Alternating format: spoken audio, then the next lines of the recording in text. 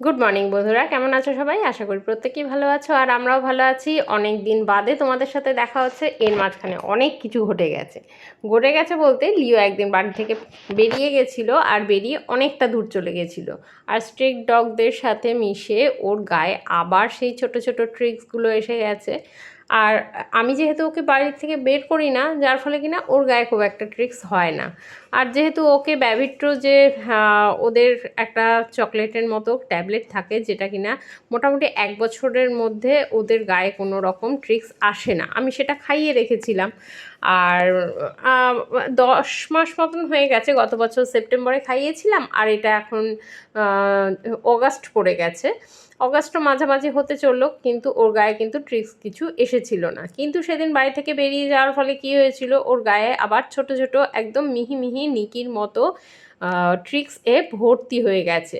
তো ওকে তো কষ্ট দিতে পারবো না, আর এই ট্রিক্সগুলো হলে পরে না ওদের গায়ে ভীষণ একটা ব্যাড স্মেল আসে, আর কানেও ভীষণ ময়লা হয়, আর গা থেকে ভীষণ লোম পড়তে থাকে। আর দেখো, ওরা কিন্তু এই ট্যাবলেটটা ভীষণ ভালো করে মজা করে খেয়ে নেয়। দেখতেই পাচ্ছ ও কি সুন্দর মজা করে খেয়ে নিচ্ছে। কিন্তু এইটা ট্যাবলেটটা কিন্তু ভীষণ লিভারের ওপর চাপ পড়ে, যার ফলে কিনা ওদের এই ট্যাবলেটটা খাওয়ানোর পরে একটা লিভারের ওষুধ খাওয়াতে হয় 1 মাস মতো। তো যার ফলে কিনা ওর বাবা একটা লিভারের ওষুধ নিয়েও এসেছিল, Li52, যেটা আমরা মানে আমরা মানুষরাও খেয়ে থাকি এই ক্যাপসুল হিসেবে।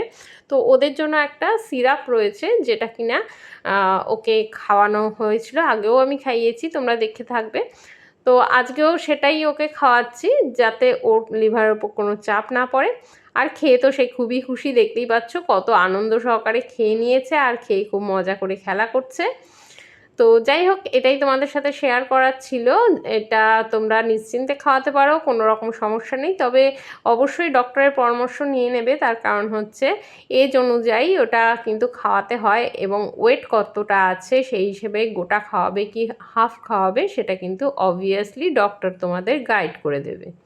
তো চলো, টাটা বন্ধুরা, আজকের মতো ব্লগটা এখানেই এন্ড করে দিচ্ছি। ভালো লাগলে লাইক শেয়ার কমেন্ট করতে ছেড়ো না, আর ছেড়ে যাওয়ার আগে চ্যানেলটাকে সাবস্ক্রাইব করতেও ভুলো না।